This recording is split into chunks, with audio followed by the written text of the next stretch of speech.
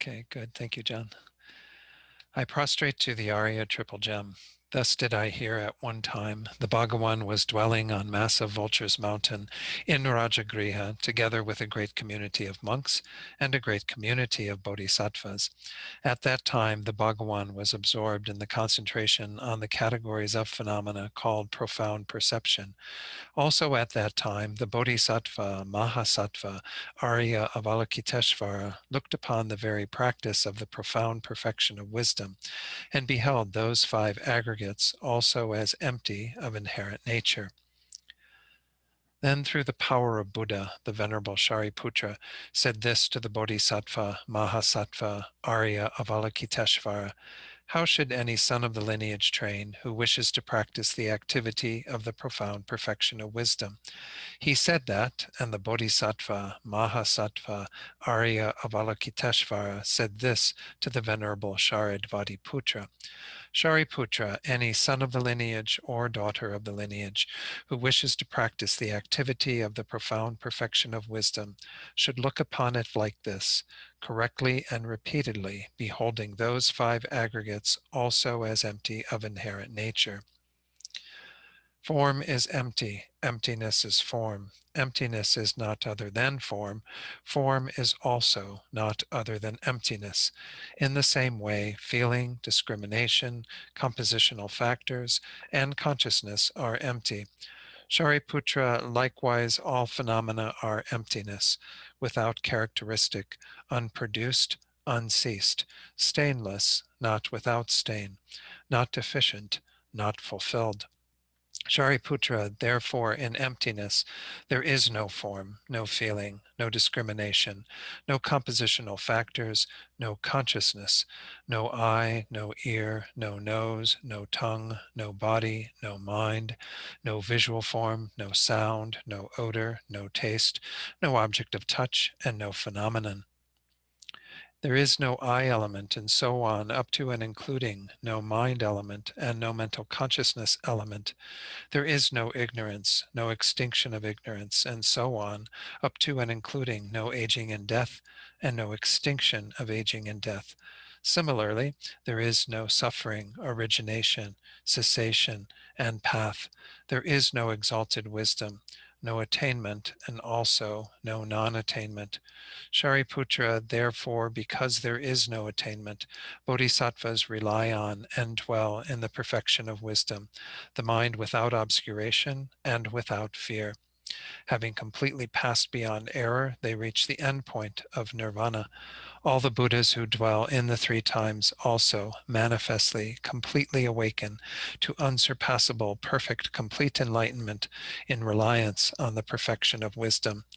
Therefore, the mantra of the perfection of wisdom, the mantra of great knowledge, the unsurpassed mantra, the mantra equal to the unequaled, the mantra that thoroughly pacifies all suffering, should be known as truth, since it is not false.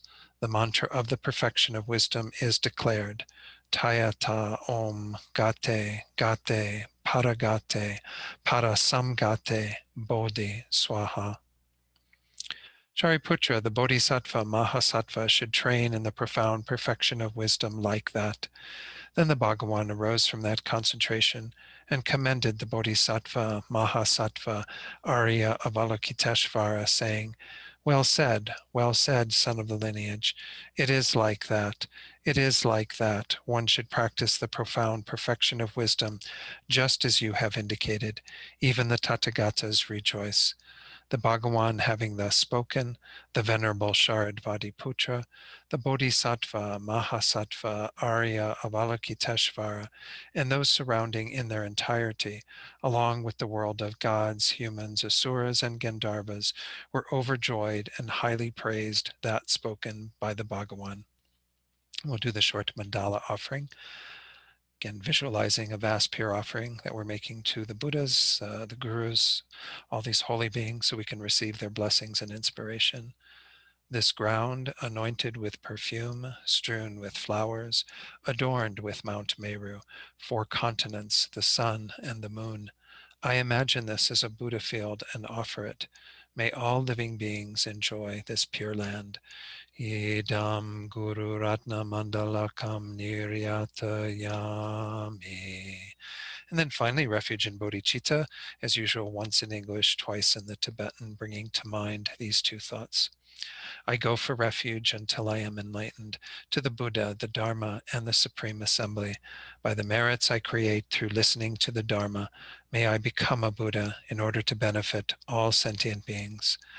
Sangye chodang soki choknam la jangchu bardu dakni kyabsu chi daki chanyen gipe sonam gi dola penchir sangye drupar shok sangye chodang soki choknam la jangchu bardu dakni kyabsu chi Daki Chunyan Gipe Sonam Gi Dola Panchir Sangye Drupar Sho. Okay, let's do a short meditation as usual. Thank you, John. And just get our minds focused a little bit more using the breath as an object of meditation. Again, work with the breath, whatever way suits your mind. Whenever you see that the mind's wandering away, guide the mind back to the breath. And then after a few minutes in silent meditation, I'll come in and lead you in a short reflection to strengthen bodhicitta motivation.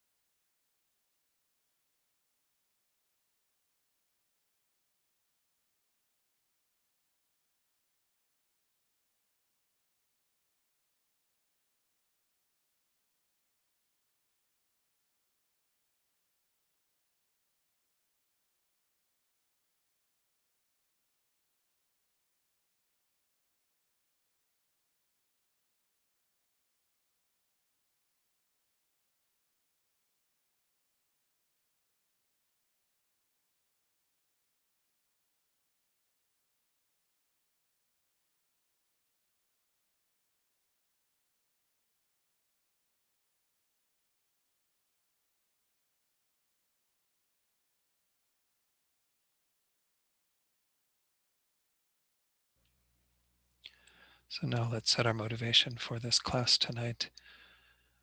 And in this course, as we've been seeing, we're looking at this roadmap that has been left behind by all those who have traversed to the goal of Buddhahood before us. And it's really important that if we want to follow in their footsteps, that we recognize that very first step, which, as we saw, in previous classes, is developing the mind of bodhicitta, developing the intention to go all the way to Buddhahood, and following these great masters of the past who have started exactly where we are, but have done differently than we have. They have devoted themselves to the path, overcome the obstacles, develop their minds on these paths and grounds, and eventually attain the state of Buddhahood. But we can do the same without a doubt. And we have to have that faith and conviction that each of us can accomplish that goal. But it is important that we have that motivation of bodhicitta for entering the path, to see that our main target, our main goal, is to benefit all sentient beings, to think about the fact that every single one of them is driven by the same desire to be happy, to be free from suffering. But yet every single one of them is bound by their karma and afflictions, and is incapable of even finding transitory happiness frequently, much less more lasting peace and happiness. So it should break our hearts that sentient beings are suffering so needlessly. If only they knew the truth, if they could undo the process by which they are cycling in samsara, the process by which they are unenlightened. So we generate that compassionate motivation that wishes to help every one of them. And with that, the recognition that we have to develop ourselves more if we're ever going to help others to that degree. Right now, we're barely capable of helping ourselves, but we have to generate that courageous mind that is intent upon alleviating the suffering of all beings, placing all of them in perfect bliss and happiness. Therefore, we have to become a Buddha to accomplish that. We have to follow these paths and grounds ourselves, make them reality for our own minds, and in that way be able to help others to do the same.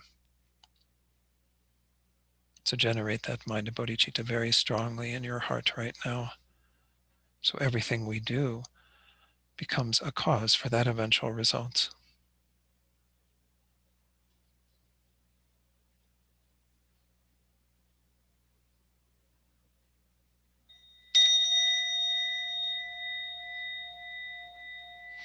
Okay, good. Again, thank you for joining tonight for the class on grounds and paths. Salam, again, is it's called in the Tibetan. I just wanted to go over a few topics that I realized at the end of last class that I forgot to follow up. There was a question from somebody, I don't remember who it was, about renunciation. And I was mentioning a passage from Pabanka Rinpoche and his commentary on the three principal aspects of the path, which is, again, Tsongkhapa's text, where he talks about renunciation, bodhicitta, and then the correct view of emptiness. So as I said previously, renunciation comes before developing bodhicitta. So this is what Pabanka Rinpoche had to say about developing bodhicitta for Mahayana practitioners in particular. So he says, now the standard texts on the steps to Buddhahood, or the Lam Rim, have sections ranging from the teaching on the difficulty of finding leisure and fortune, meaning this perfect human rebirth, on up to instructions on renunciation, all included under the two headings of paths for practitioners of lesser scope and paths for practitioners of medium scope. So we all know this from our study of the Lam Rim, that those are the topics that are covered in the first two stages of the path. The third, where you enter into the Mahayana with bodhicitta motivation, would follow from those two. So he says here in Tsongkhapa's three principal aspects of the path, or three principal paths as it's called in this translation, though they all come under that one heading of renunciation, both the lesser scope, small scope, as well as the medium scope. This is a unique feature of this work, and there is a reason for it. Renunciation is the one special cause that brings you what we call great compassion. To get this compassion, you must first find true thoughts of renunciation. Great compassion is a state of mind where you can absolutely no longer bear to see other beings tormented by the sufferings of life. There's no way you can achieve it as long as your concern about the way life torments you yourself is so feeble that it couldn't blow down a single upright hair. So he's giving an interesting analogy there for how weak our own renunciation might be, that if we haven't developed it to a much stronger degree, how could we get to the mind of great compassion? And we previously talked about great compassion being one of the things that precedes the development of bodhicitta and our entering into the path. So then he goes on to say, as the famous verses of the Bodhisattva's life, this is Shantideva's text translated here as Bodhisattva's life. Sometimes we say the Bodhisattva's way of life or the guide to the Bodhisattva's way of life. This is a verse from the very first chapter. If people like these have never before, even in the dreams they dream, felt such a wish just for themselves, then how can it come to them for others? How can we possibly think about freeing all sentient beings from suffering if we haven't developed our own conviction to be free from our own suffering? Really seen our own suffering for what it is. So this is such an important part of the Mahayana path as well. So thus, and I like this because this is actually very much in line with how I often talk about the two scopes, the lower and the middle scope, as well as how Lama Yeshe talks about them. It says, thus we can say that renunciation and compassion are the same state of mind. It's just that one is developed by meditating on your own situation and the other by meditating on others' situation. So again, I think this is pointing out the value and the unique quality of developing renunciation on the Mahayana path, because it's informed by our desire to extend it to other beings. But we have to see our own suffering very clearly first. So anyway, again, your renunciation would precede the mind of bodhicitta for the bodhisattva. It doesn't cause them to enter into the Hinayana path because they don't have the motivation of their own liberation at that point. They are wanting to go on to enlightenment, but it is a necessary stepping stone to get to bodhicitta. The other thing that I wanted to share that I actually, since I skipped over the whole section on Hinayana, and then last week I was sharing those passages from an article by Jeffrey Hopkins in a book on Buddhism. But anyway, there's more on grounds and paths. It's actually in our text on page 9, and I didn't notice it and I could have shared that. If you have your text in front of you, you can do that, but I'll put it on the screen as well. Right at the tail end of the section on the Hinayana grounds and paths, they talk about the etymologies of these. And we could say the same thing again goes for the universal vehicle, the Mahayana. It says here there's a reason for calling fundamental vehicle clear realizers grounds, but it would be the same for the Mahayana, the universal vehicle. Well, why are they called grounds? Because, for example, just as in the world, the ground serves as a basis of production and abiding of fruit trees, forests, and so forth, so these clear realizers, by way of a similar quality, which is the function of serving as the basis of the production and abiding of mundane and supermundane qualities, are called such. So in the same way that the ground acts as the basis for all of these trees and houses, everything that is on the ground, in the same way, we need a basis for producing and sustaining all of our realizations, all of our qualities, whether they be worldly qualities that precede our realization of emptiness directly, or whether they be supermundane qualities that go beyond this world, that transcend due to the effect of that supermundane wisdom realizing emptiness. Then he goes on to talk about paths. With respect to those clear realizers, there is also a reason for calling them paths, because they are called such due to the fact of causing progression to the city of liberation. So just as a path that you would take, from the base of the mountain to the top of the mountain takes you to that destination, it's similar with regard to these realizations, these cultivations of different states of mind that occur. Because again, we're talking about consciousnesses, awarenesses for both of these grounds and paths. In general, although both terms are used with respect to both grounds and paths, it is said that the main basis of using the term ground are the factors of method, and the main basis of using the term path are factors of wisdom. So I didn't mention this last week, and I actually came across it in another text, and it was citing that it was in this text, and I was like, well, where was that? And so that's when I noticed that it was here in the Hinayana grounds and paths section. So again, know that there is that tendency, especially when we go into, let me put it back on the screen here, our little chart that shows where the grounds are delineated. Again, you have the first ground all the way through the 10th ground that occur within the path of seeing and path of meditation.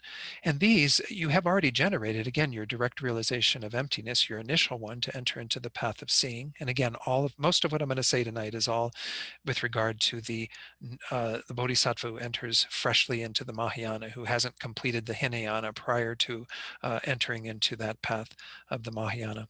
So the direct realization of emptiness occurs here when you enter into the first ground. And so again, you're not newly realizing emptiness in any way. You continue to realize emptiness again and again, and you move and progress through the grounds primarily through the factor of method, of developing more merit that makes that realization of emptiness more capable of removing subtler and subtler levels of obscurations.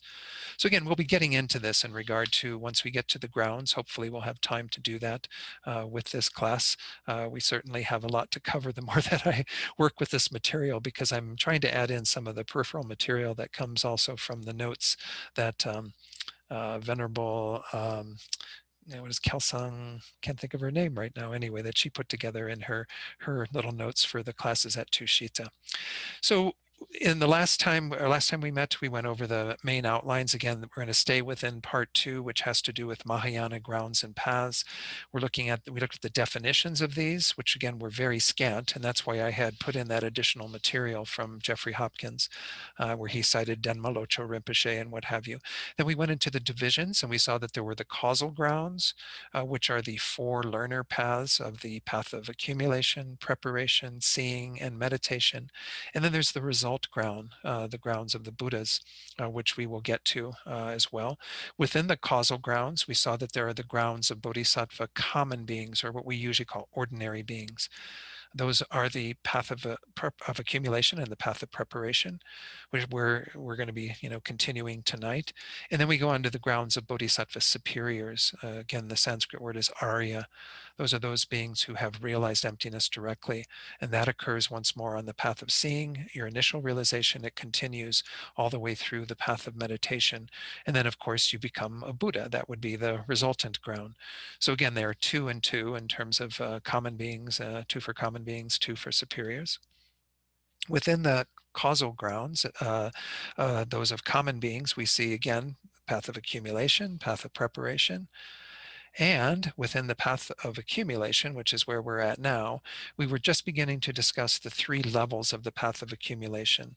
In our text, we essentially didn't really get into the description that was given in the text. And I think maybe that's where we'll start. And then I can fill in things a little bit from my slides. So let me pull up the text and we can work with that first. So again, this is the text that most of you should have that's out on the Dropbox for this course. Again, we're in the section on Bodhisattva common beings, specifically the path of accumulation, which starts on page 10. We went through the definition of it, and I went through a number of names that we can also give to the path of accumulation. I won't repeat that material, but we see even in our text, it says when Mahayana paths are divided, it should actually say when the Mahayana paths of accumulation are divided. I'm not sure if that was just left out or whether there's something missing from the text that should have been put in there in brackets. But when Mahayana paths of accumulation are divided, there are 3: the small, the middling, and the great Mahayana paths of accumulation. So the differences between the 3 levels of the path of accumulation are exemplified through 3 occasions of a sick person. So the first one would be, although that person has taken actual medicine, it's not yet certain whether the disease will be cured or not. That's the small level of the path of accumulation. And it's called that, or what this description, given this description, because the bodhicitta at that level, although it's uncontrived, it's not yet firm in the mind of that bodhisattva. So they may still degenerate to the Mahayana, or to the Hinayana, to the fundamental vehicle. Second of the 3, although certain to recover, it is difficult to recover quickly. So even though the bodhisattva is like the person who's taken the medicine and they know they're going to recover, they're past that danger period of the small level of the path of accumulation where they could degenerate. They will be going forward, but it is still requiring some difficulty to recover. The third of these, the great level of the path of accumulation, is described as it is easy to recover quickly. So once you get to the third level, then things kind of accelerate to some degree, the accumulation of what you need to kind of keep moving in that direction so that you can then exit the path of accumulation and carry on with the path of preparation.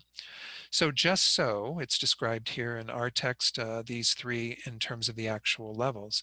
At the time of the small path of accumulation, although one has obtained the precious mind of enlightenment, that is, the altruistic intention to become enlightened, bodhicitta, in dependence upon which arise all great and small good qualities of the Mahayana, just as all nourishment arises in dependence upon earth, it is not yet definite whether it will degenerate or not degenerate. So there is still that danger on that first level that due to, under being under the influence of people who would convince one to do otherwise, you might degenerate to the path of individual liberation, where you end up exiting the Mahayana. The second, at the middling time of the middling path of accumulation, although there does not occur degeneration of the mind of enlightenment because you've passed that hurdle, which is at this time like gold, which, although placed under the ground for a long time, I guess is what it should say, does not decay or turn into something else, one is not able to move quickly to the path of preparation. So although you have this gold-like bodhicitta, again, each of these levels have their respective mind of bodhicitta that is a metaphor to describe them or a simile to describe them.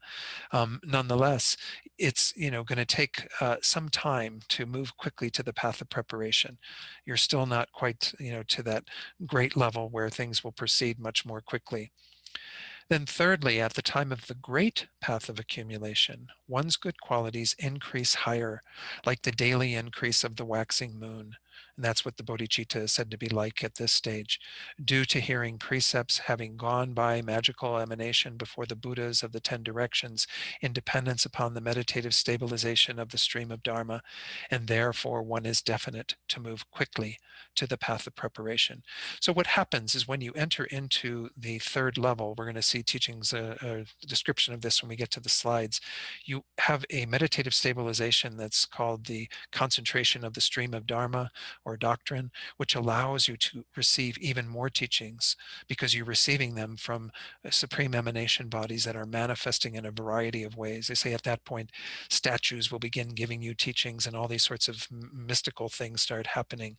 But anyway, again, the first level is kind of earth-like because you need that foundation, and the bodhicitta, may continue on from there. I mean, it's good if certainly the bodhisattva is attentive to that, keep strengthening their bodhicitta. They get to the second level, it's more gold-like because it's not going to change. It's going to be, kind of remaining in that status, just like gold has a very constant quality to it. And then it begins to wax like the moon to become even stronger. So this is, again, the analogies that we're going to see on the slides as well for what happens to your bodhicitta through these three levels of the path of accumulation. So let's go into what I've prepared here from the notes that I've gotten. Again, I should look up her name so I don't forget it this time. I have it right here. I just want to make sure that I'm citing it correctly. Geshe-ma, Kelsang Wangmo. Sorry, I forgot your name, Geshe-ma. All right, so on the small level of the path of accumulation, the first point is that the awarenesses of the first moment of one, uncontrived bodhicitta, remember we talked about that previously, even earlier tonight, that's the entryway to the Mahayana. Secondly, the Mahayana path of accumulation. And third, the small level of the Mahayana path of accumulation are all attained simultaneously. You enter, you could even include in this the entry to the Mahayana path, because the very first path, the path of accumulation, is the first of the five, and it's always done in a linear way. You never jump, to the path of preparation and not go through the path of accumulation. So all three of these occur simultaneously. During this period of the small level, bodhicitta may still deteriorate, though, and practitioners can thereby lose the Mahayana path. So bodhicitta on this level then is called earth-like, due to it being the basis from which subsequent realizations can grow. And again, hopefully the bodhisattva maintains their bodhicitta. It doesn't degenerate or deteriorate to that individual vehicle level, and they are able to actually carry on the path and have it be the real foundation for all of the qualities of the Mahayana to grow from. Now, another point in regard to the small level is that unless emptiness has been apprehended with a correct assumption and realized with an inferential cognizer previous to entering the Mahayana path, practitioners developed now a correct apprehension of emptiness, and then train in the reasonings to establish the lack of inherent existence. So there are those practitioners, as we saw. Again, I don't have that chart here, but there was that second version. It was actually the first one that I distributed of the Mahayana path, the 5 paths, that showed how, according to the text by Chandrakirti, the supplement to the middle way, there are 3 things that arise potentially for a bodhisattva prior to entering the path. And one of them, of course, is great compassion, because as we talked about earlier, you have to have great compassion as the foundation for bodhicitta. That compassion, great compassion and great love even, that are intent upon placing all beings in happiness, freeing them all from suffering. So a second thing that most bodhisattvas would have, but especially those who are sharp facultied, would be, it's described here as non-dual awareness, but it means having some inferential understanding of emptiness. An inferential cognition or cognizer is one that is rooted in reasoning. They say that to move away from our wrong awareness, that is adhering to things as inherently existent, we go through a process of first cultivating some doubt about that. And doubt itself has 3 different levels: doubt tending toward what is wrong, doubt that is equally towards what's wrong or right, and then doubt tending towards what is right or correct. Once we have removed all doubts, then we end up with what's simply called a correct assumption or correct belief. And that's a good place to be, because at least we have some firm belief in emptiness through having begun to question things to some degree. But we haven't yet developed an inferential cognition. Inferential cognition is called that because it becomes incontrovertible, meaning that through the force of our reasoning and analysis, we can't be swayed from that. There's no way that we would ever, again, divert from that. So if we get to that level prior to the path, it's because we've been that sharp facultied bodhisattva. And I spoke to this earlier, who really wants to be intent upon knowing that there is a way to accomplish the path to enlightenment. So for those bodhisattvas who've done that work, then they don't have to do that on the small level of the path of accumulation, because they already have that inferential cognition. Those who haven't need to begin that investigation to accumulate the wisdom that will help them to progress on and to eventually enter into the path of preparation. Just so you know, the third thing that was there, of course, is bodhicitta, the mind of enlightenment, which is informed by our great compassion. But those 3 things always, or generally, precede the path, entering the Mahayana path.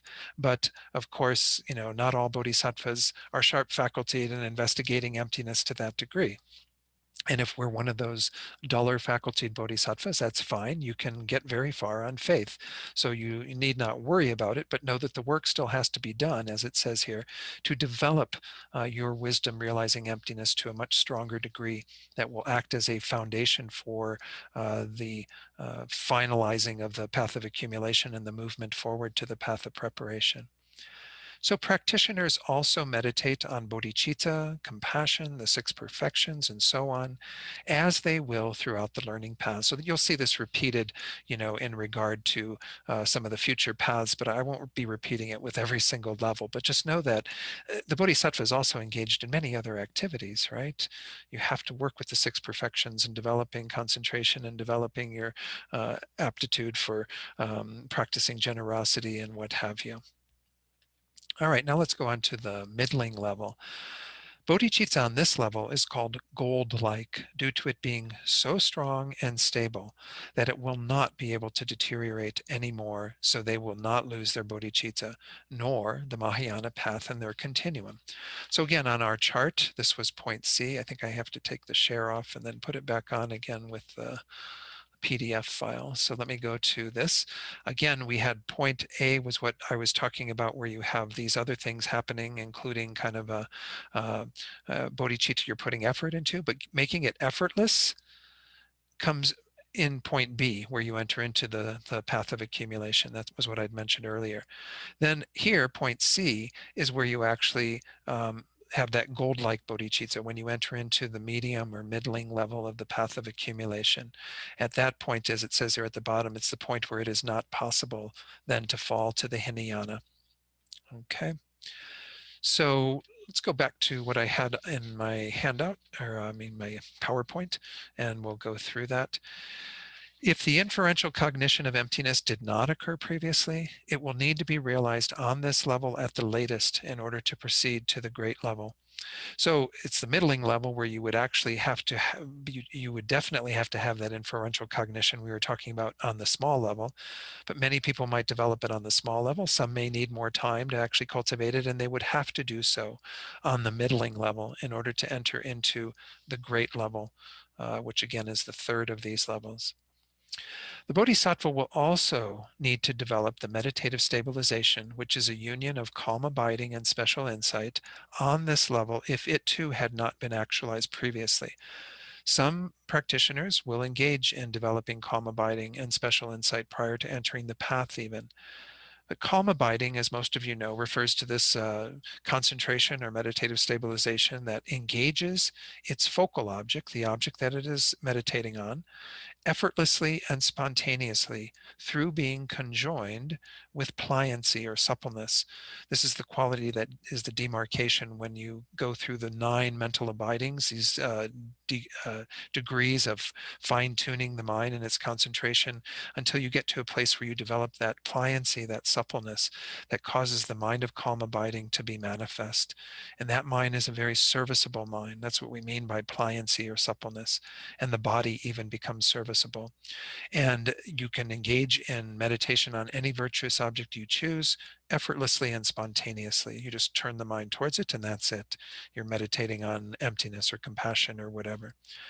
Special insight refers to a wisdom that thoroughly analyzes its objects and is conjoined with a pliancy induced by analyzing focal objects from within calm abiding. So this shows how special insight, as a fully qualified special insight, depends upon calm abiding. And we talk about this mind that's a union of calm abiding and special insight. But again, although one will have done meditations in this vein prior to cultivating a fully qualified state that is calm abiding, special insight, or the union of the two, nonetheless, we have to get to that place where we've developed calm abiding in order for fully qualified special insight to occur. I always point to these two as referring to, in basically, the 2 types of meditation that we do. We do stabilizing meditation like we did at the beginning of class tonight, where you meditate on the breath. And then we do analytical meditation where you investigate and so on. That's what special insight is. It's just on the basis of having calm abiding that you would then have special insight. You cannot acquire special insight without calm abiding. So why is that necessary? Because again, you're going to need to, on the 3rd level, develop this meditative stabilization of the stream of Dharma. This allows you to, again, access more Dharma and to progress even more rapidly. So on the basis of a union of calm abiding and special insight, the Bodhisattva attains the meditative stabilization of the stream of Dharma. This concentration yields a special potential to listen to instructions from the supreme emanation bodies of Buddhas, having purified the obstructions to directly seeing them and receiving Dharma teachings from them. So it's not like you transport anywhere to receive these teachings. It's not like you go magically to some, pure land where they're teaching. You will have access to the pure lands when you get to the path of seeing as a bodhisattva, because then you can manifest as an Arya being in the realm of what's called a complete enjoyment body of a Buddha. But a supreme emanation body of a Buddha is another form body of a Buddha that we can access when we have attained this concentration. And as I said, it will appear through maybe statues that will start giving you teachings, or there can even, I suppose, be apparitions of those beings. Lama Tsongkhapa himself is said to have had his guru manifesting in the form of Manjushri, who would then give him these teachings.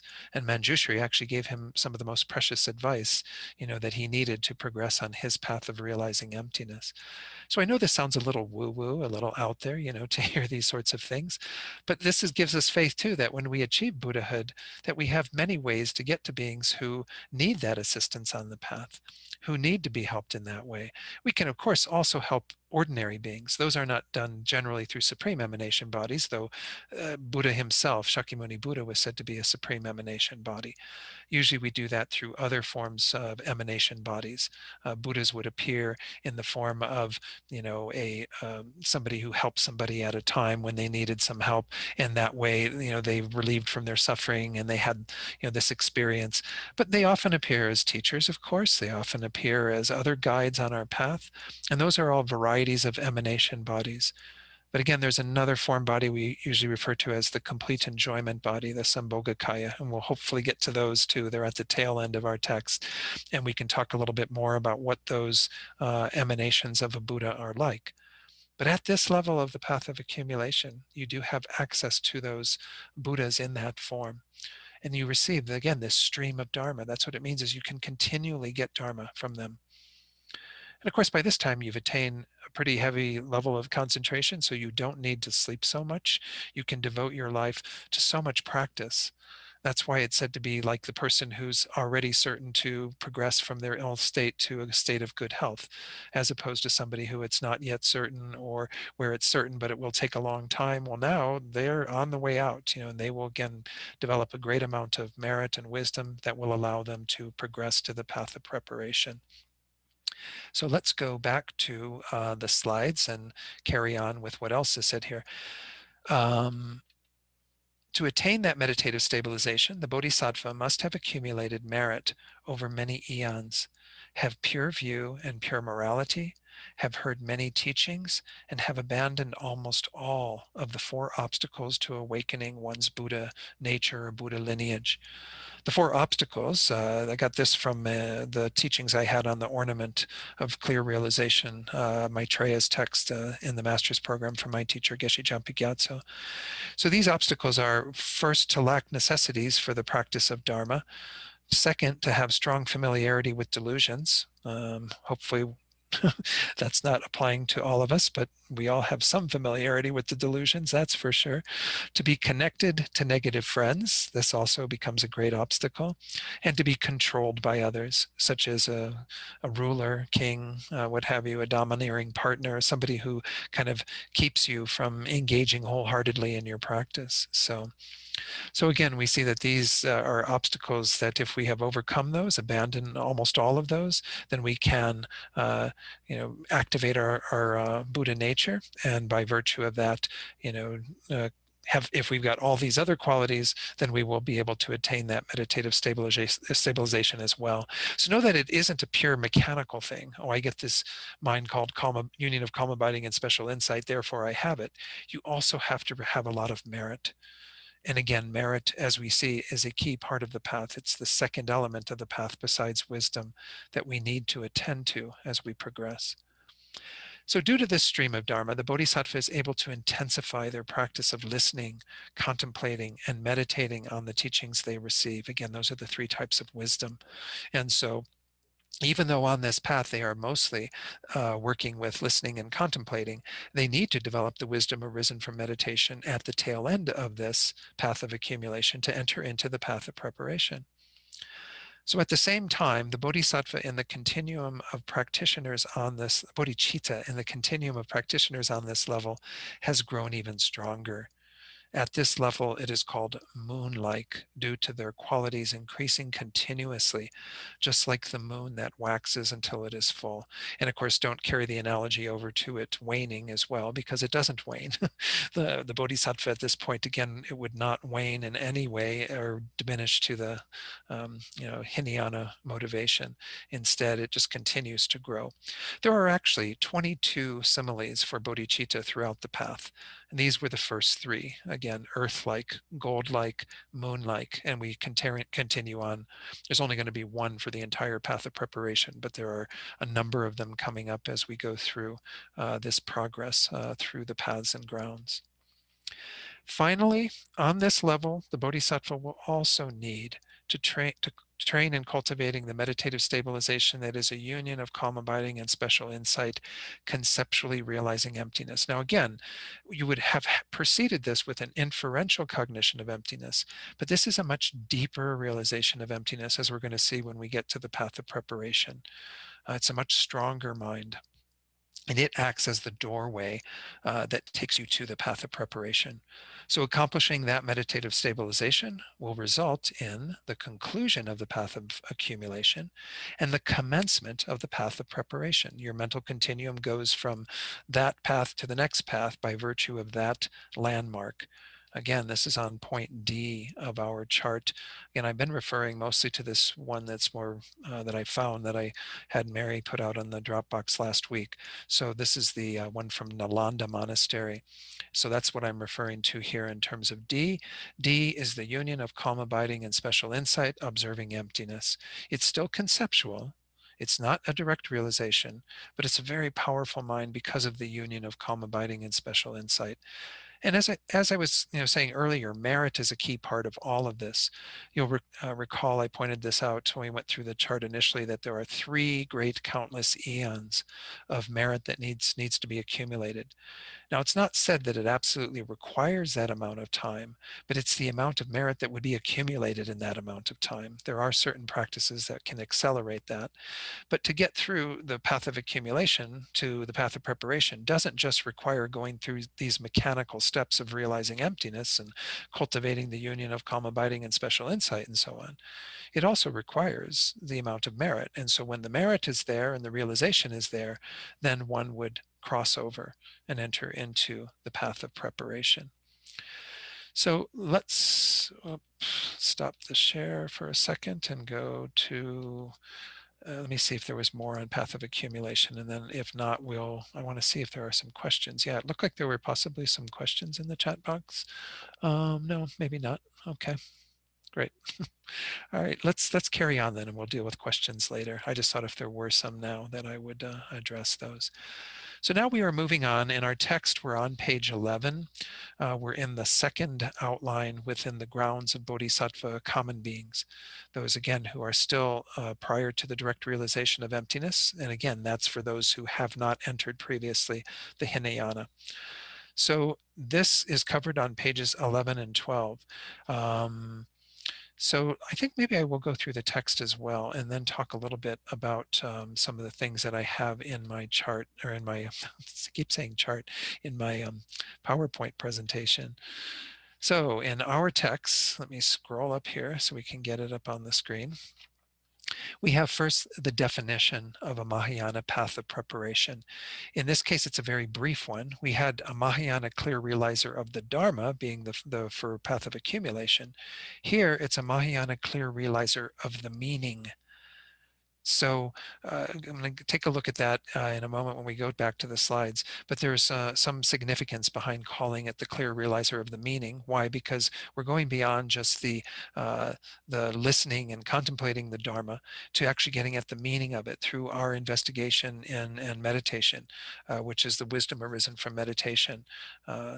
So when these paths of preparation are divided, there are 4: Mahayana heat, peak, forbearance, and supreme mundane quality paths of preparation, which is what I prefer to call it, or even supreme mundane qualities is what we used when we were in the master's program.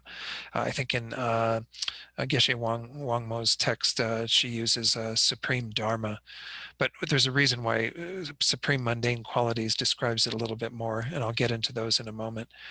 Each of these 4 in turn has 3 parts. a small, a middling, and great, because one must accumulate the collections for many thousands of great eons during each of the 4 Mahayana paths of preparation, heat, and so forth. And therefore, the Mahayana path of preparation is superior to the fundamental vehicle path of preparation, also by way of divisions. So these 4 divisions are not found in the Hinayana, but are indicative of the amount of merit as well as the refinement of one's wisdom that occurs on these 4 levels.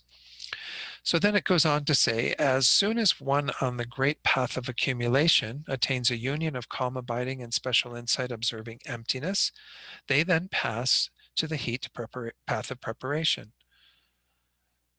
So again, this is what I just talked about with regard to the tail end of the path of accumulation. That happens then. That is the demarcation of moving into the path of preparation, again, with the requisite amount of merit.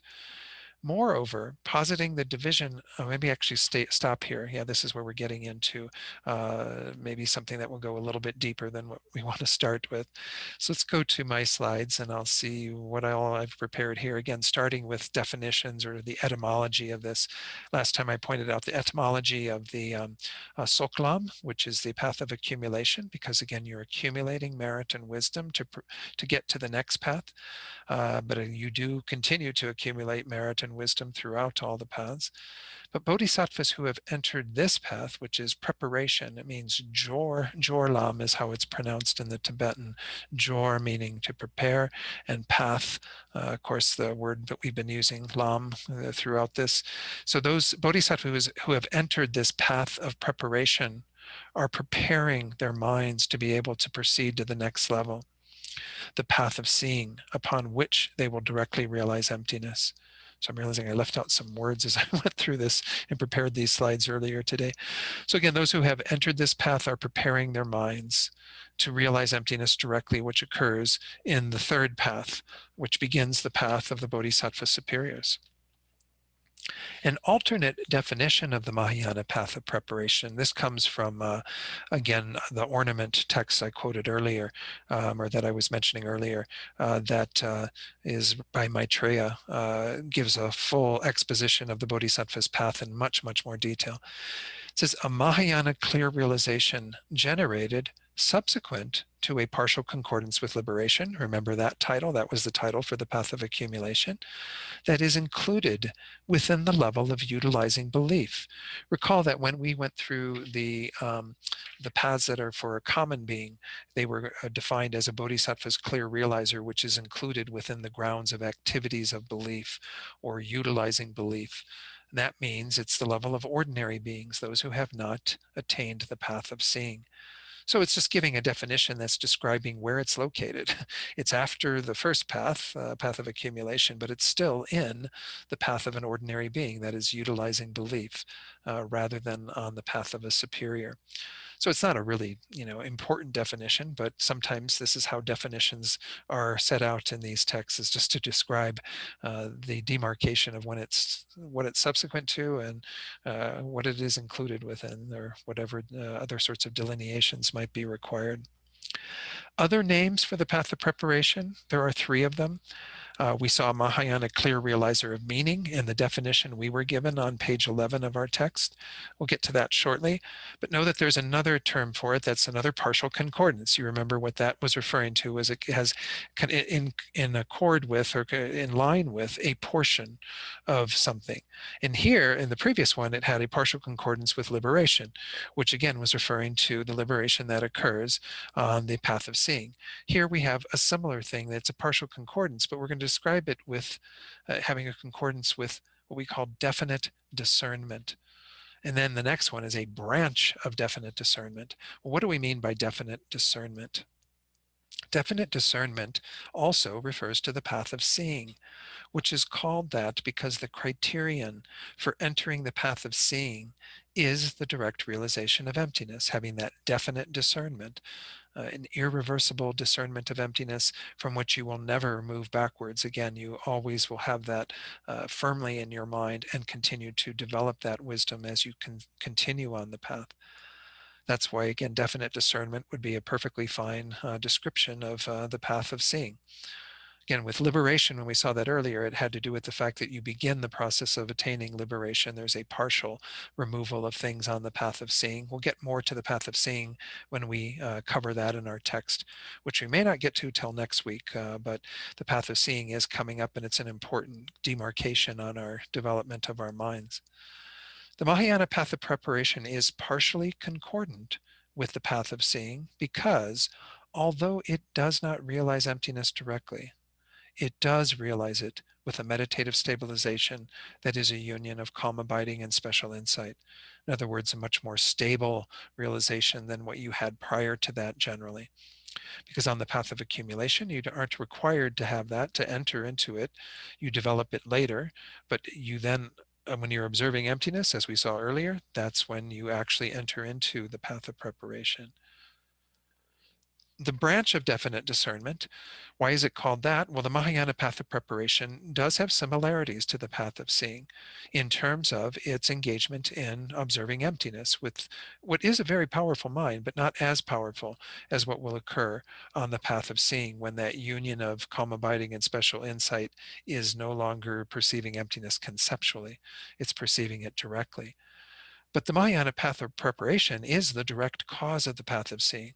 It is a continuity of that wisdom that we develop on the 4 levels of the path of preparation that morphs into the path of seeing at the tail end of the path of preparation, similar to the way that you had that movement from the path of accumulation into the path of preparation on the basis of a union of calm abiding and special insight, observing emptiness conceptually. So therefore, the path of preparation leads to the attainment of that level of the Mahayana path, meaning the path of seeing, and it's thus a branch of the path of seeing. So branches, I guess when you talk about like branch rivers or whatever that feed into tributaries, what have you, that they kind of feed into it. They aren't the actual thing itself, but they are a branch of it, something that will contribute in a direct way to the path of seeing. The third one, which is again what was in our definition on page 11, meaning here refers to the meaning of the Buddha's teachings, the scriptural Dharma. So the scriptural Dharma, we have to get at the meaning of it, not just the words and listening to it and contemplating it. We actually have to discern the meaning.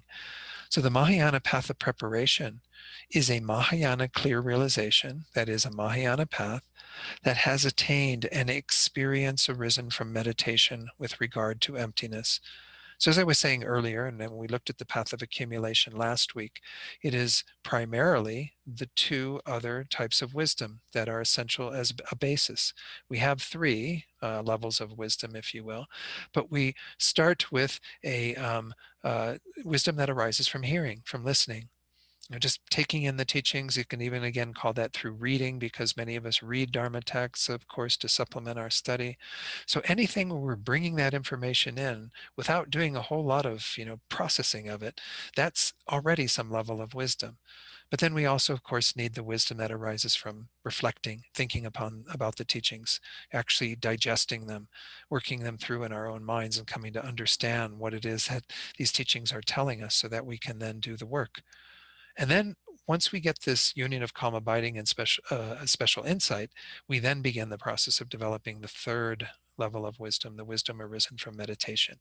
So what that slide was telling us was essentially that we are at this point where we have an experience arisen from meditation, a wisdom arisen from meditation, especially with regard to emptiness.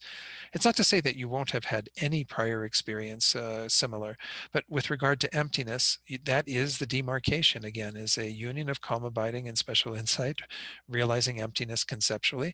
That is an experience arisen from meditation, without a doubt, and it's observing emptiness. So this is again why we say it's a clear realizer of meaning, because it's getting at the meaning of the essence of the Buddha's teachings. The most important of the Buddha's teachings, perhaps, is the teaching on emptiness, which is the key to attaining liberation and enlightenment. So then we go on to a few more things about that. It says here, an experience arisen from meditation with regard to emptiness refers to a wisdom arisen from meditation that is a union of calm abiding and special insight, conceptually realizing emptiness. Again, I already had said that when talking about the previous slide. So the first moment of the meditative stabilization, which is a union of calm abiding and special insight, conceptually realizing emptiness in the continuum of a bodhisattva, is the first moment of the Mahayana path of preparation. Again, that was point D on your chart. I won't call it back up to show you again. The meditative, this is kind of interesting. This is what Geshe Wangmo pointed out. The meditative stabilization, which is this union and so on, is a meditative stabilization that, unlike the inferential cognizer conceptually realizing emptiness, again, we talked about developing that on the path of accumulation, or perhaps even prior, is free from mental distraction and dullness. You can have an inferential cognition of things without doing deeper work of concentration.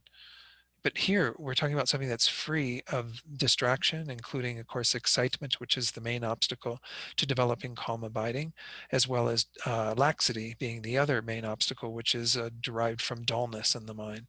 Distraction and dullness are the two things that cause us to not have a perfect concentration, meditative stabilization. So again, the difference between the realization that we might have had of emptiness prior to the path, or even on the path of accumulation, compared to what causes us to enter into the path of preparation and develop throughout that, is quite remarkable, because again, we don't have any of that mental distraction or dullness present in the mind. The mind is able to stay with that realization, deepen it, understand it in a much deeper way, as we're going to see shortly. It is a deep, clear, and intense perception, which has actually even overcome coarse dualistic appearances. Dualistic appearances, again, are the fact that things appear to exist from their own side. You don't actually get rid of that as a full obstacle, as we saw when we went through the obstructions last week, the obscurations, until you get to Buddhahood. But it begins to be weakened here, because when you have your initial direct realization of emptiness, you won't have that appearance that it's dualistic. You will have it when you come out of meditative equipoise, but nonetheless, it begins to weaken just by virtue of having this meditative stabilization that causes you to enter into the path of preparation. Okay. As the Bodhisattva progresses through the four, okay, this is where I want to stop for here, and it's about time for a break anyway. So what we're going to get into when we come back is kind of what is the difference between the realizations of emptiness and what is it that the Bodhisattva is observing as they're going through this process of going through the four levels of the path of preparation, until you get to that fourth one that at the tail end is the doorway into this direct realization of emptiness. So I'll go into that when we return. So let's say at 13 minutes after, since it's about 2 minutes after right now. So take about 10, 11 minutes, and I'll ring the bell when we resume. Thank you. So what we're going to look at now, as I said, is what is going on in terms of the development or acquiring more wisdom on the path of preparation. What is actually the process by which the Bodhisattva moves towards that final meditation that goes into the path of seeing, that becomes that direct realization.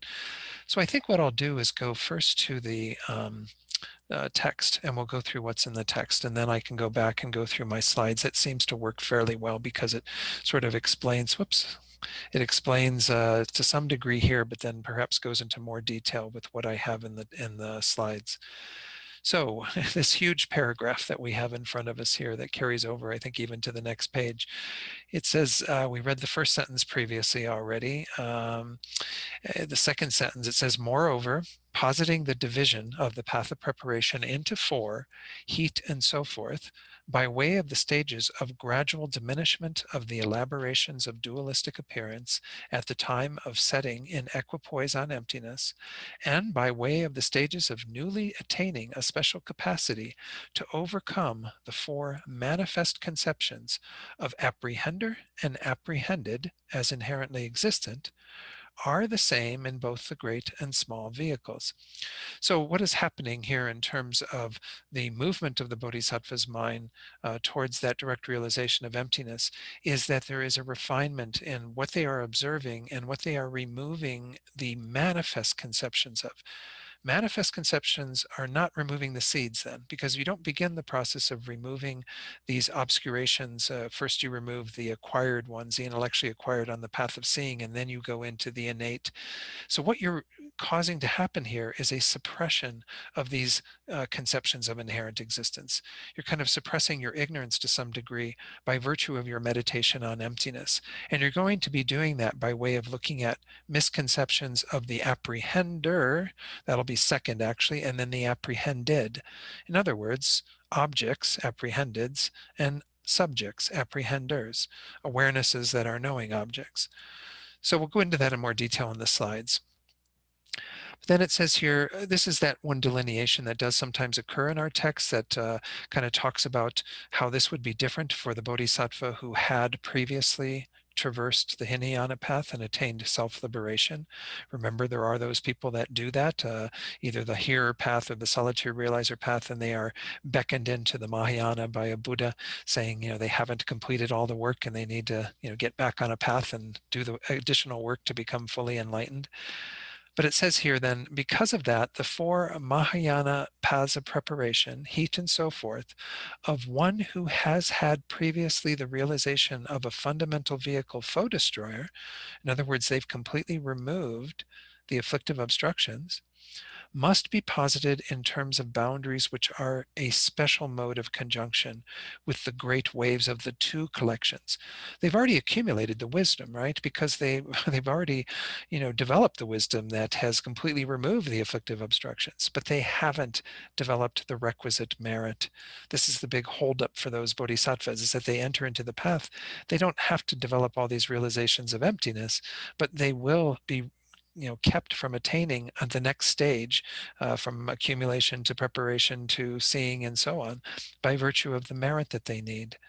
This merit meaning again, a positive potential that is developed through virtuous deeds, especially motivated by bodhicitta, that those are the merit that one requires in order to continue progressing through the path. So it goes on to say then, it is posited that one who has prior realization of a fundamental vehicle, foe destroyer, attains the Mahayana heat path of preparation in the second moment following the completion of accumulating, however much of the 2 collections must be accumulated at the time of the Mahayana path of accumulation. And this mode of procedure is similar until the 8th ground. Why? Because at the 8th ground, when the bodhisattva who hasn't completed the fundamental vehicle enters the 8th ground, they're at the same level then. They still have to continue their realizations of emptiness to remove the knowledge obstructions, the obstructions to omniscience. So just know that for the person who has previously gone through the entire fundamental vehicle path, the Hinayana, and attained foe destroyer or arhat, that their progress all the way up through the 8th ground is dependent, contingent upon their development of merit, their accumulation of merit. Then finally it says, for in order for the antidote, the wisdom realizing emptiness on those pure grounds, the last 3 grounds, to act as an antidote to the object of abandonment, the obstructions to omniscience, it is necessary to accumulate the great collection of merit for 2 periods of countless eons, prior to that.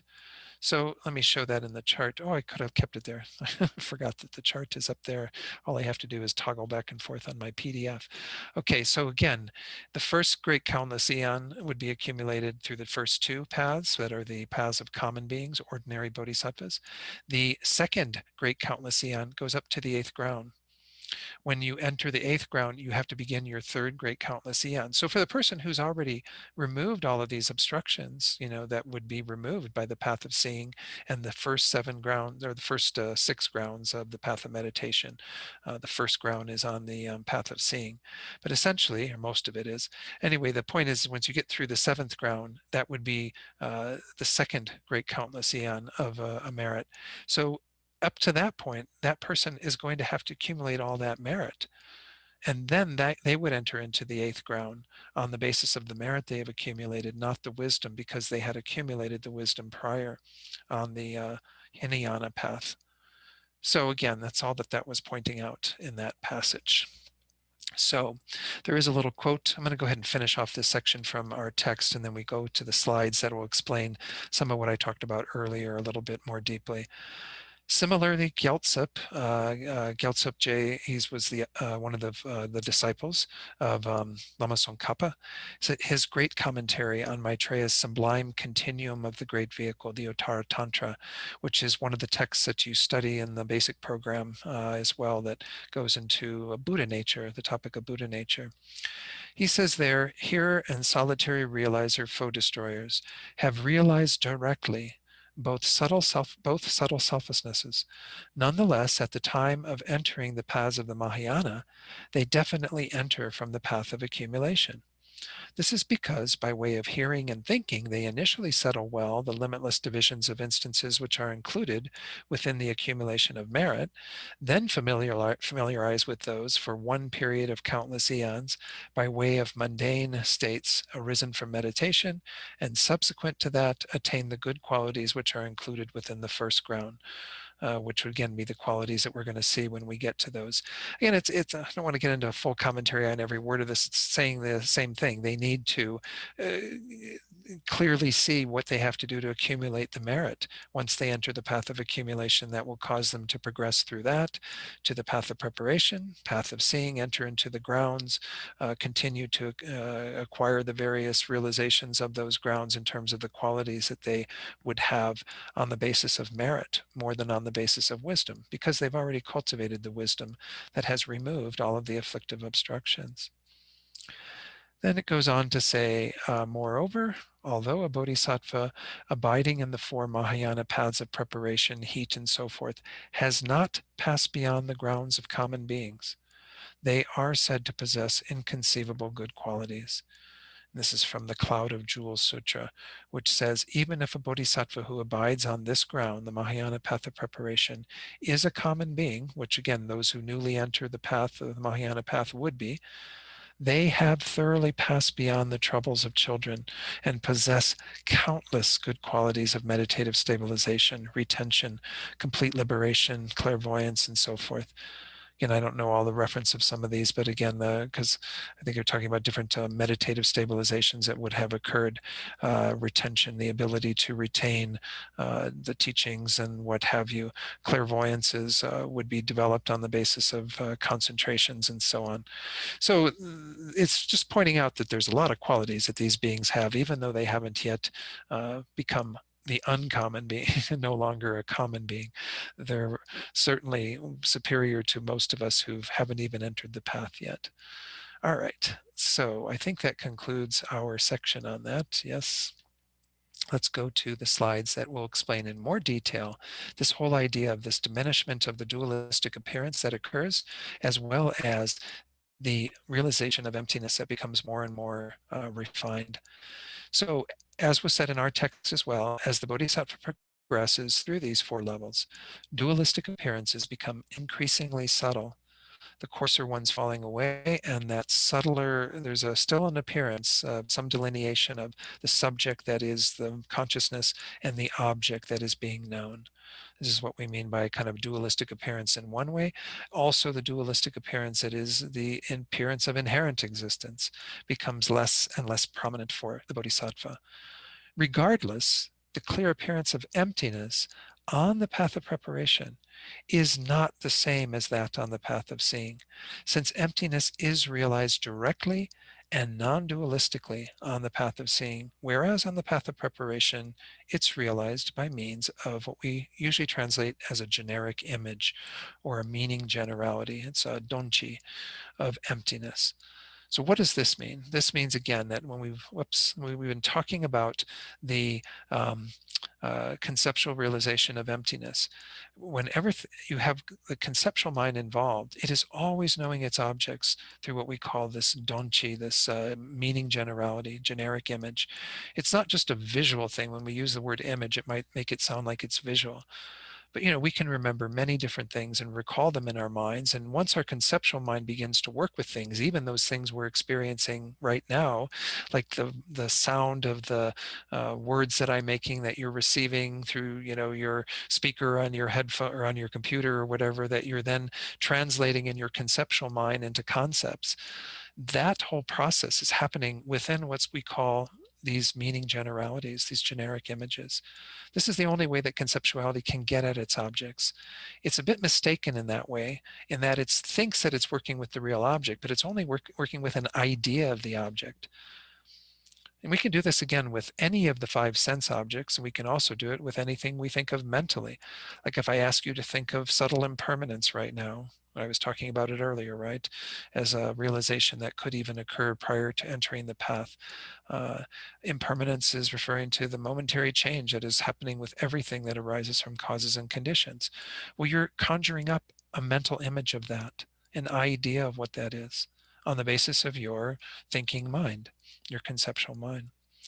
But I can also do it with regard to the taste of honey. You can, because there are many different types of honey, but whatever your favorite honey is, bring that taste to mind in your mind right now. That's a generic image.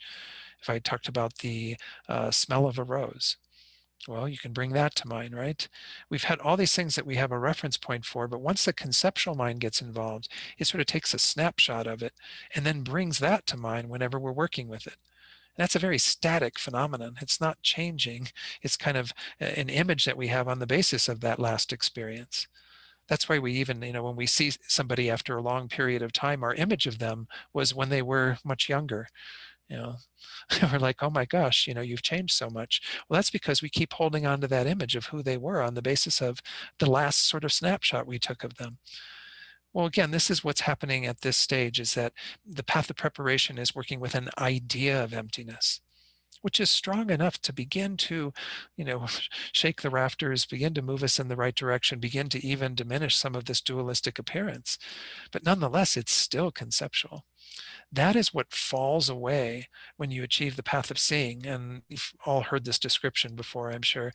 At that moment, there's no longer this dualistic appearance of the subjective awareness and the object emptiness that is being known. They become like water poured into water.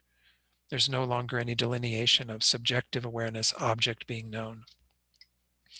And of course, the inherent existence, that appearance also disappears at that point, because the Bodhisattva is realizing the lack of inherent existence, emptiness, in a direct, non-conceptual way. So that's just what was being pointed out there. We'll see more on that when we get to the path of seeing and talk about what occurs there. This was just my little thing in my slides about these 4 levels: heat, peak, forbearance, sometimes called patience, and then again, either supreme mundane quality or qualities, or supreme Dharma, again, is what Geshe Wangmo called it. Each of those 4 levels is subdivided into 3. So we have 12 levels in total. We have 3 for each of the 4, of a small, a middling, and a great, and that is the order that one progresses through them. Now, I had never seen this before, but she had it in her notes. Actually, no, I'm sorry, that's next and coming up with regard to these other levels. We'll talk about those small, medium, and great in a moment. Let's go through each of these with the charts I prepare, the slides I prepared here.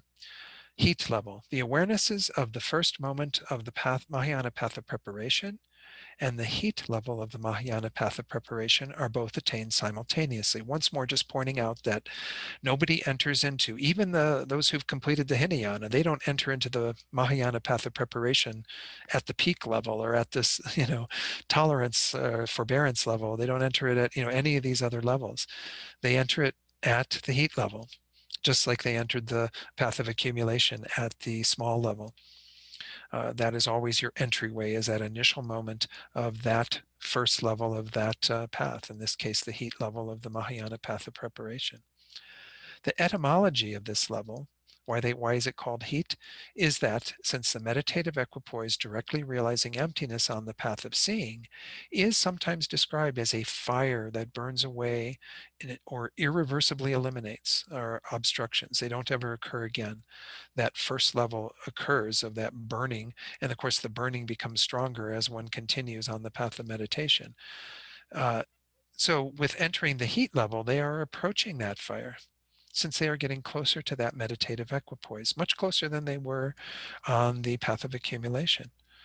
So this is the demarcation. You're beginning to cause the heat to arise that will culminate in that fire that occurs on the path of seeing, again, figuratively, but burning away the afflictive obstructions initially, and then, of course, the cognitive obstructions to omniscience.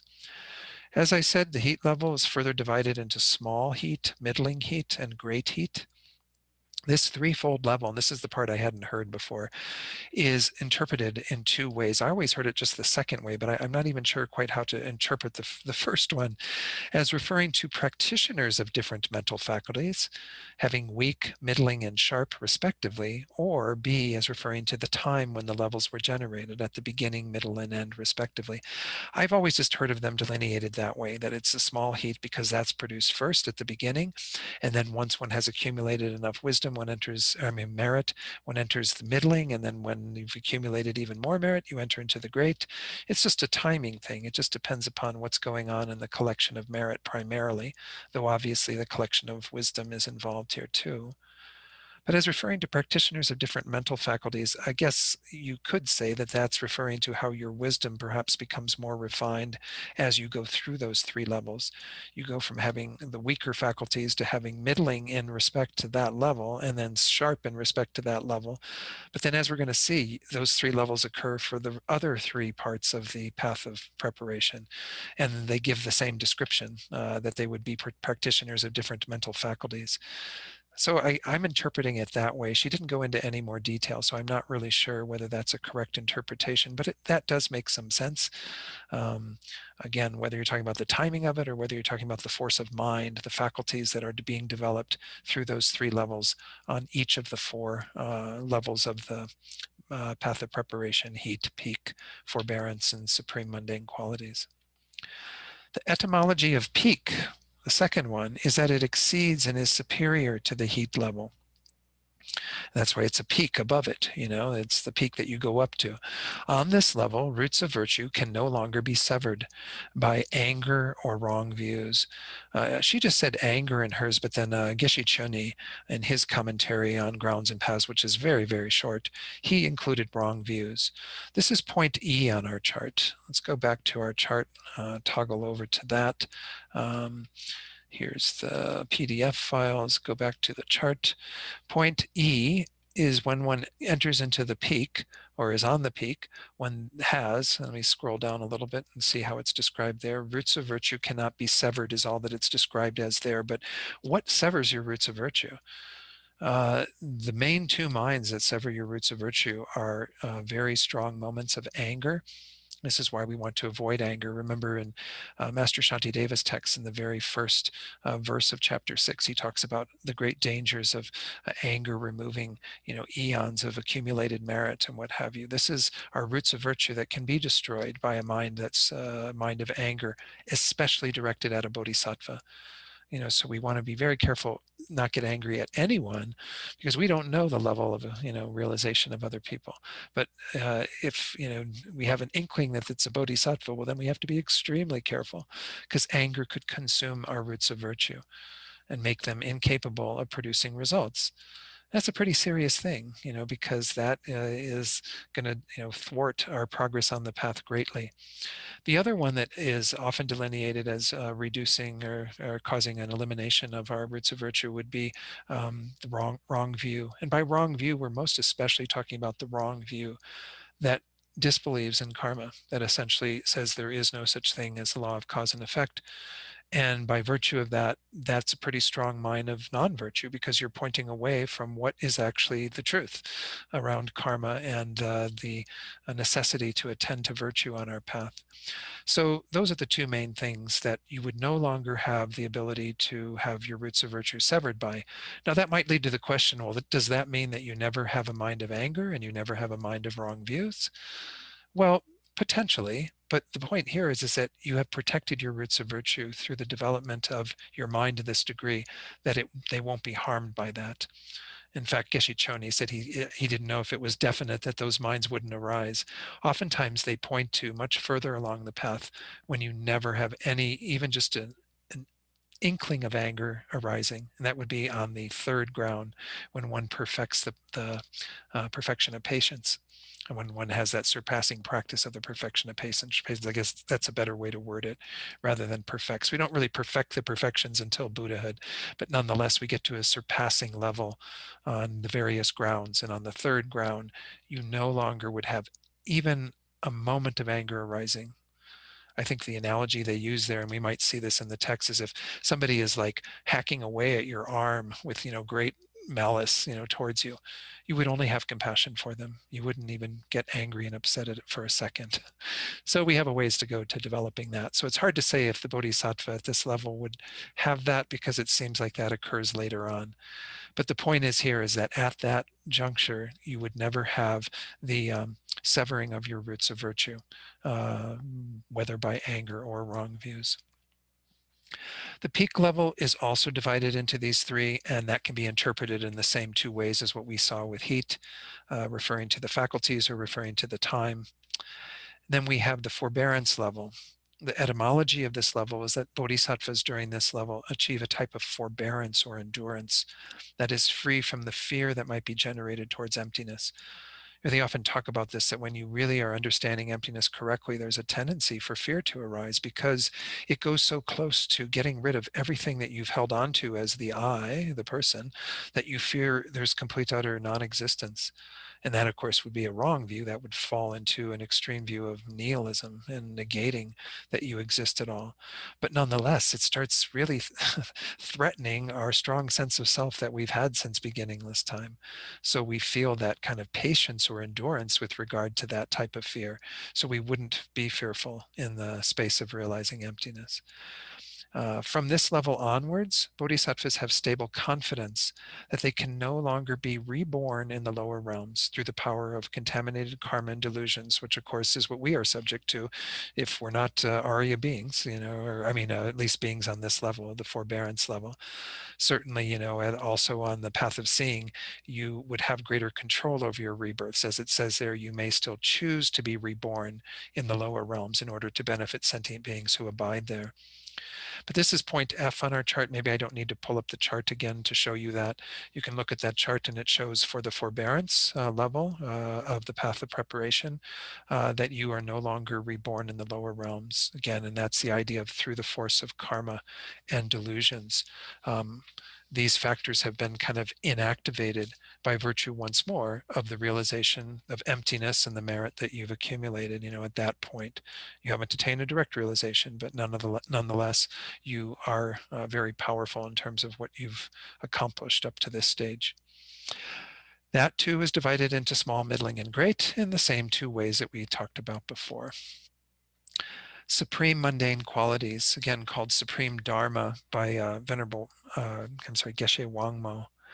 The etymology of this level is that it is supreme among mundane virtues, meaning worldly virtues. Why? Because the very next thing beyond this level, this fourth level of the path of preparation, is supermundane. It's above and beyond the worldly. It's transcendent. That's where the wisdom directly realizing emptiness begins for the bodhisattva who is freshly entering the Mahayana path. So it is the highest level within the two mundane paths of the path of accumulation and the path of preparation, which are, of course, superior to an ordinary being who hasn't even entered the path. So it is the highest mundane quality that you can have in terms of the state of mind of a being who has not yet become an Arya. Once you cross that line into the path of seeing and become a superior, an Arya, you have uncontaminated wisdom, supramundane virtues. And so then you've developed things that are beyond this.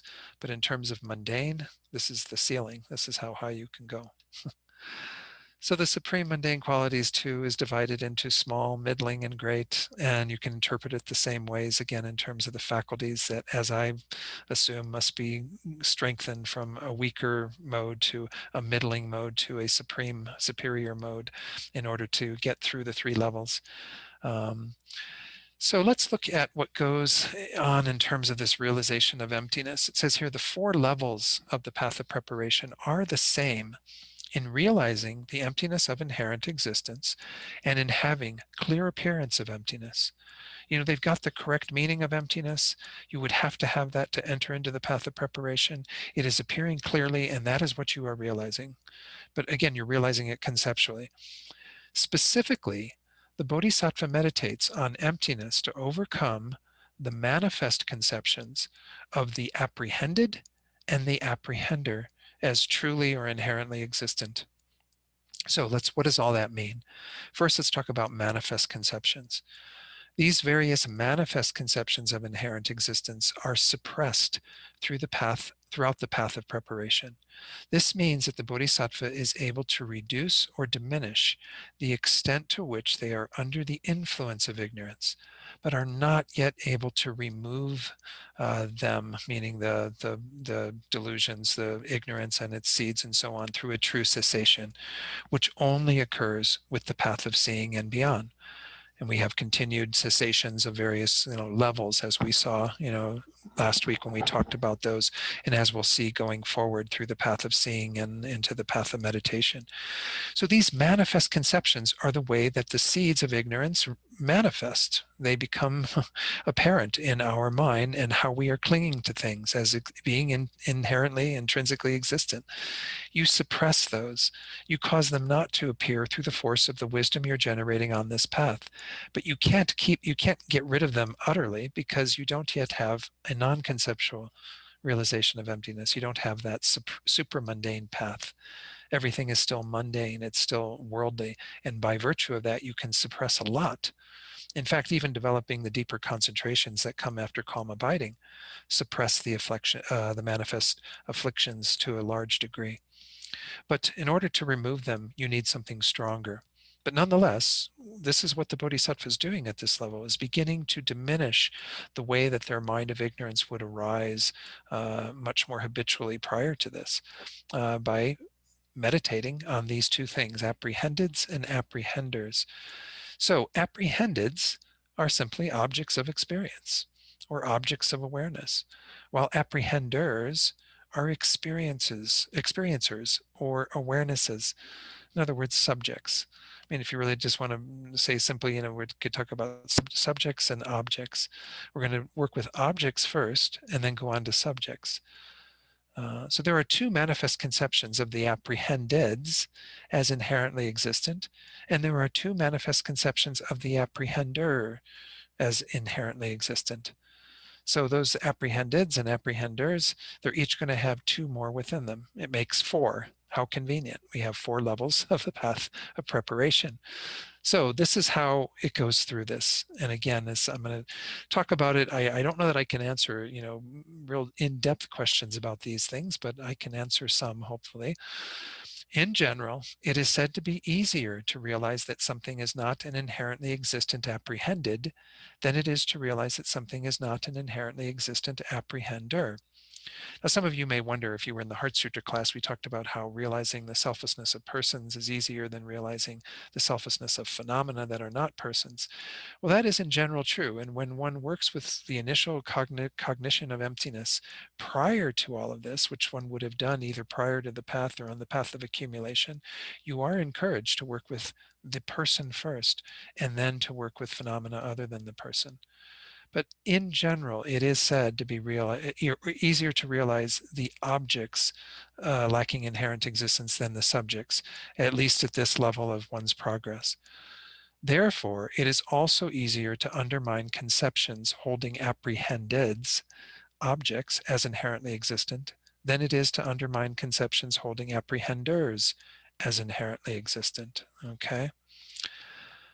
The two divisions of apprehendeds are in regard to the objects of the thoroughly afflicted class, which means everything that arises in conjunction with the contamination of ignorance, and the objects of the completely pure class, which is everything that arises due to the uncontaminated wisdom of realizing emptiness, and of course all the other practices that are in conjunction with that uncontaminated wisdom. So examples, just so you know what we're talking about, the examples of the thoroughly afflicted class of phenomena are the 5 aggregates of an ordinary person, which are afflicted since they're under the control of afflictions. you attained, appropriated these 5 aggregates, your form, and then the 4 that are mental, feeling, discrimination, compositional factors, and consciousness. Your body and mind, that are the 5 aggregates, were appropriated through the force of your afflictions. And so by virtue of that, they are in the thoroughly afflicted class. Examples of the completely pure class of phenomena are the 5 aggregates of a Buddha, which are free of faults, it should say, and impurities. So the aggregates of a Buddha, well, they are produced through the compassionate mind of a Buddha, that is only intent upon helping sentient beings, and so appears in those various forms, such as what we talked about earlier, in order to help beings. Can appear as, other human beings, can appear as animals, can appear in whatever form. The aggregates of a Buddha are free of faults and impurities. They arise from uncontaminated wisdom of a Buddha.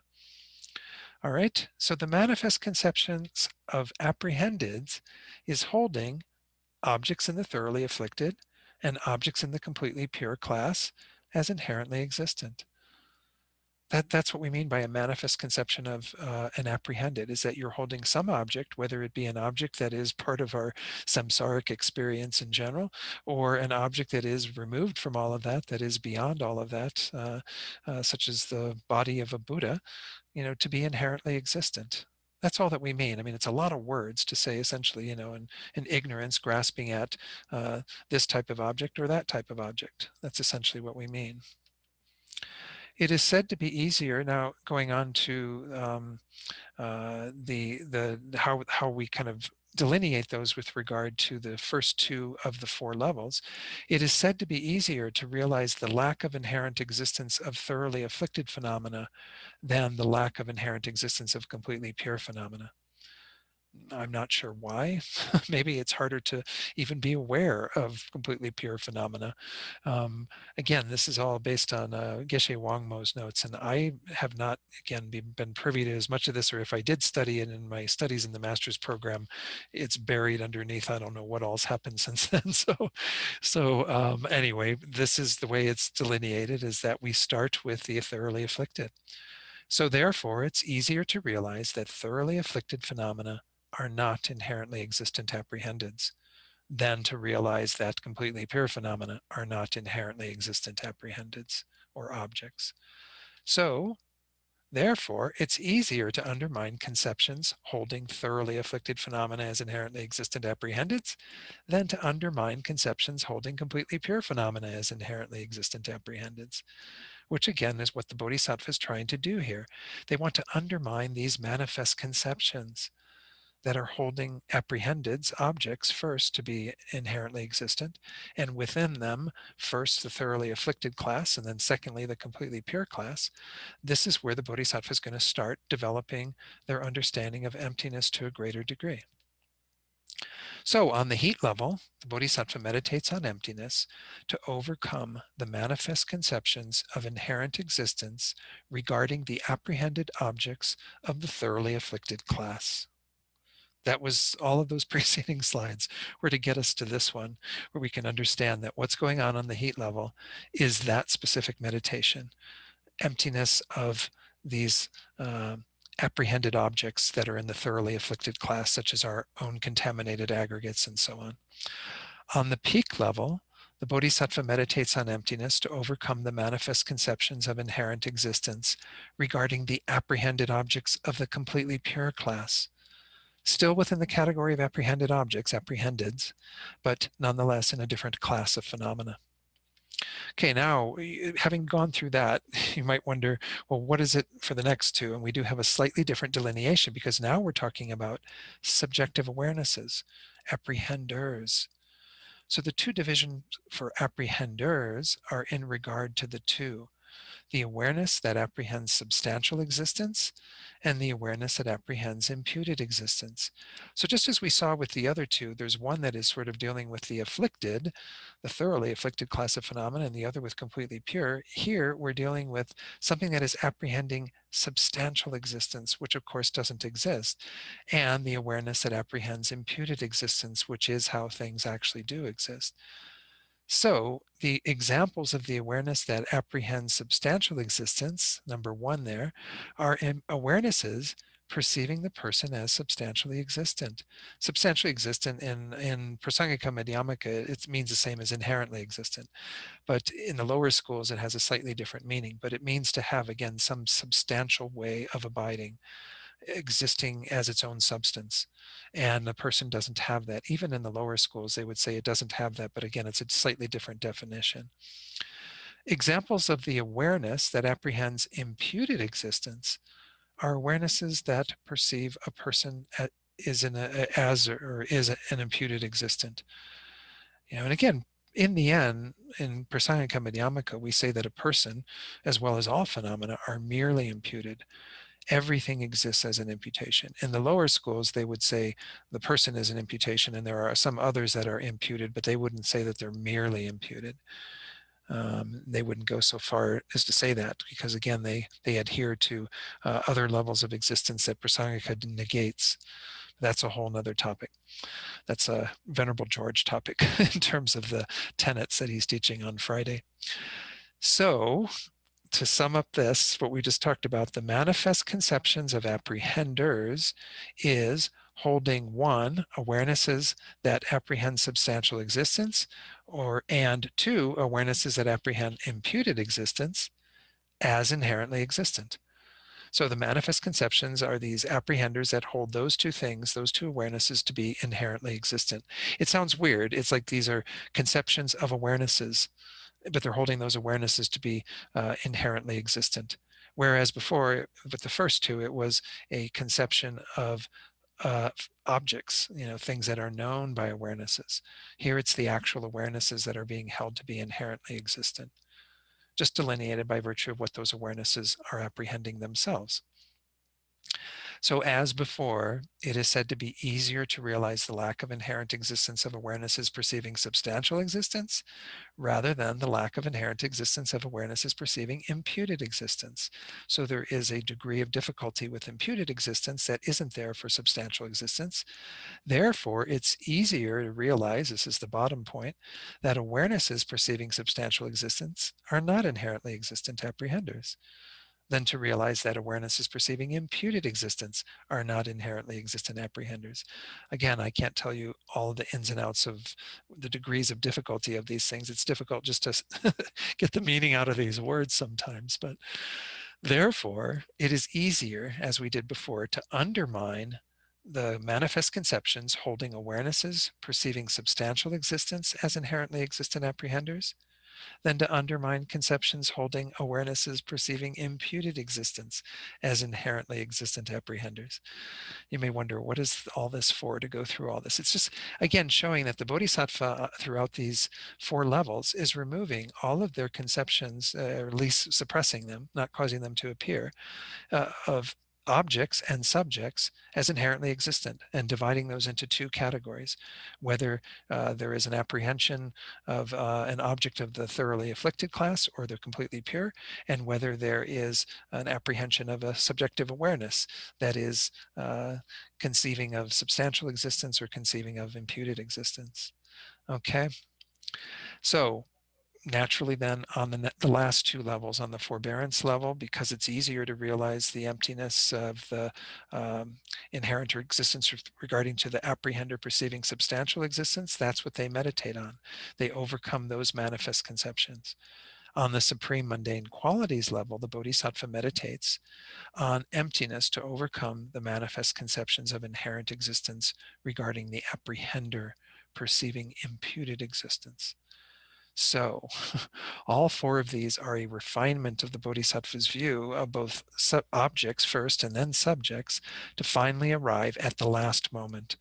The last moment of the Mahayana path of preparation on the supreme mundane qualities level is a meditative stabilization, which is a union of calm abiding and special insight, initially at least conceptually realizing emptiness.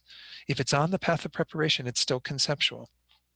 However, a moment later, this last moment of the path of preparation transforms. It morphs into a meditative stabilization, which is, boy, I missed a lot of words when I did this today, is a union of calm abiding and special insight directly realizing emptiness, which thus becomes the first moment of the Mahayana path of seeing, which is point G on the chart. Let me wait to show you that. Yeah, let me hold off on those then, because we're already at the end of time for tonight. So let me show the chart. Again, most of you should be able to see this quite clearly. We have over here again the path of accumulation, path of preparation, supreme mundane qualities, SM qualities. That is at the tail end of that, when one is initially realizing emptiness conceptually through a union of calm abiding and special insight. It becomes non-conceptual. We cross this threshold and we enter into this meditative equipoise that's on the path of seeing, which we're going to talk about in next week's class. That is line delineated by G on our chart. G is the point of direct realization of emptiness and the generation of what we can refer to now as ultimate bodhicitta. Conventional bodhicitta is the conventional mind of enlightenment that we work with generally. Ultimate bodhicitta is the realization of emptiness within the mind of someone who has conventional bodhicitta. It need not be manifest, it could be dormant, but they have it in a stable way, as we saw, previously. Wow, that was a lot of words tonight. I hope I haven't overwhelmed you with all those words. So hopefully, again, you've gotten a gist for what happens on the path of preparation. Maybe it was more information than what you absolutely need, but it kind of points to the fact that you're continuing to meditate on emptiness, but you're working specifically with this idea of trying to get rid of the manifest conceptions that would cause you to hold these objects and then even the subjective awarenesses as inherently existent, so that you no longer have that manifest form of ignorance kind of plaguing you, which is a wonderful thing. I mean, all of us have it so naturally that we don't have any real antidotes to it until we've gotten to some deeper understanding of emptiness. But so, any final comments, questions on tonight? Okay, so again, we're almost done with the path of preparation. I only have a few more little things to add in, and we won't go back and review all of this because we just don't have the time with the limited number of sessions for this course. But we will continue on with just a little tail end of the path of preparation, a few more things about the qualities of it. We'll talk about the bodhicitta on that level, how it's described, and then we'll move on to the path of seeing. And I may even add a little bit more to the path of seeing in terms of what's in the teachings. I know you're looking at it and going, is there any way I'm going to make it through that entire text? Know that once we get to the grounds, although there are differentiations between the grounds, they're very similar in terms of what's occurring, at least for most of them. And so we can maybe go through those a little bit more quickly. But know that, again, I am hoping to make it through the entirety of the text. We'll see if I'm able to accomplish that or not. But all right, John, let's go ahead and do our prayers then. Make sure that we dedicate all this positive potential we've created through hearing all these words and through me saying all these words, and all the thoughts that we've had, everything we've generated over the course of this past 2 hours, all of that we want to make sure we dedicate with these prayers. Due to the merits of these virtuous actions, may I quickly attain the state of a Guru Buddha and lead all living beings without exception into that enlightened state. And then this wonderful prayer about bodhicitta. May the supreme jewel bodhicitta that has not arisen arise and grow, and may that which has arisen not diminish, but increase more and more.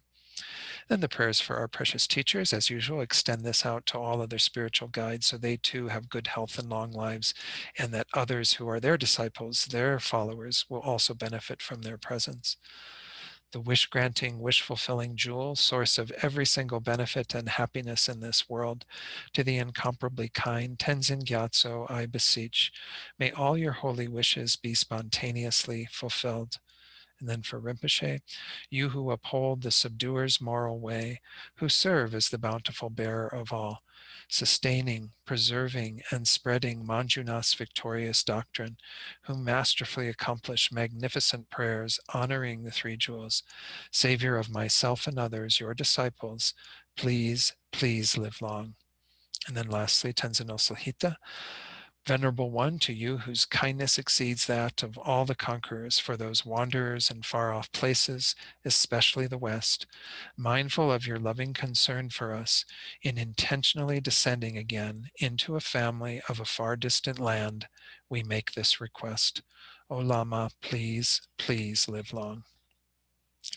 So then let's dedicate also for those beings that we're holding in our hearts right now, whoever they are, whatever suffering they're experiencing, may it be removed immediately through the power of what we've done here tonight.